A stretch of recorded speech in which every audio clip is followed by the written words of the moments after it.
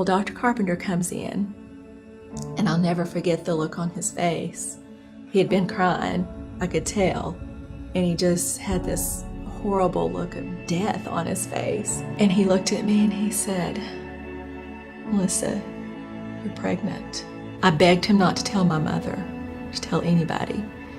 He said he wouldn't. He said, "Do you want me to take you home?" I said, "No, I'll walk home."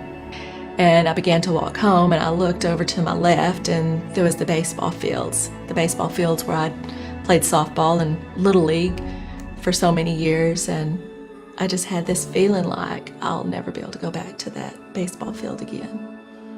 Started feeling the baby move inside me. It felt like little butterflies in my stomach. And to be perfectly honest with you, I was hoping that I would miscarry. I didn't want this. I didn't want this baby. I didn't want my life to be over. I thought my life was over. I would hit my stomach trying to get rid of this baby.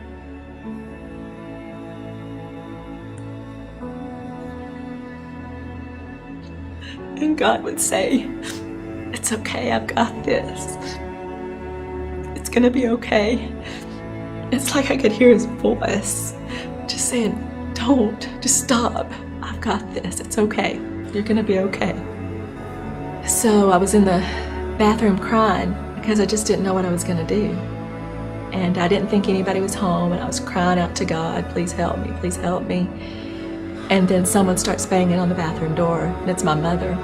She said, "You're acting like you're pregnant. You just need to get out of that bathroom." I said, I am. And it was silence. And I unlocked the door and come out of the bathroom. She slapped me across the face. I'll never forget the look of disgust. Disgust and hatred. She began to hit me just as hard as she could. She picked up the coffee table and threw it at me. So I ran to my room and just barricaded myself in there. And it just seemed like an eternity. I just thought the whole world had just gone away. I'd never been so alone. Right after everyone found out that I was pregnant, and just right after we got married, this man came to my mother, and he was offering to pay for an abortion. By this time I was about 7 months along. And he said that I can pay for the abortion. I won't lie to you, and I feel very guilty for it today, but I was so excited. I was like, I'll be able to get my life back. I can go back to the way I was before. I won't have to do this. And then you know what come to my mind just shortly after that? I'd always been in UIL, and in the science lab, there was an aborted baby in the lobby. An aborted baby in a jar, just sitting there upside down, suspended. All I could think about was that's what was inside me. That's what was moving inside me. I declined the man's offer. I said, I'll get through this, I'll do it. This baby's gonna be somebody. But as soon as they brought Scotty into me, it was just like God took away all the pain, all the heartache. And this is my son, Scott Haley. He's the little thing that felt like a butterfly inside my stomach. This is the thing that I was hitting my stomach, trying to kill, because I thought it was destroying my life. Well, I want you to know, it did not destroy my life. He's an amazing man, has a heart for the Lord. He works tirelessly for a nonprofit that feeds hundreds of thousands of people. A moment that really sticks out to me is when Scotty was on stage speaking at one of the nonprofit events held this summer. He was speaking on the very baseball field that I'd walked by and said that I would never be back to. Never ever play there again. But I was there, I was watching him.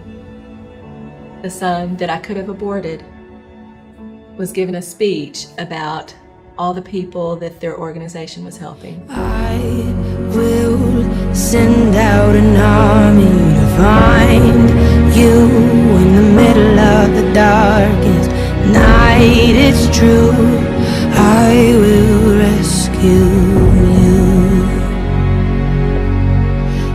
is no distance that cannot be covered over and over. You're not defenseless. I'll be your shelter, I'll be your armor. I hear you whisper underneath your breath.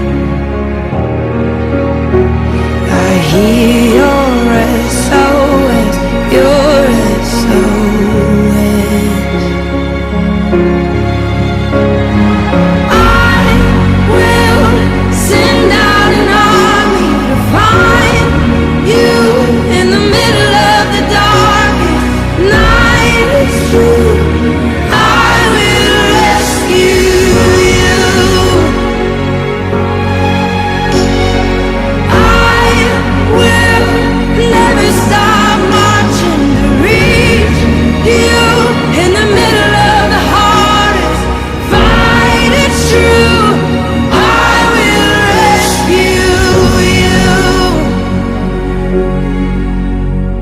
I hear the whisper underneath your breath. I hear you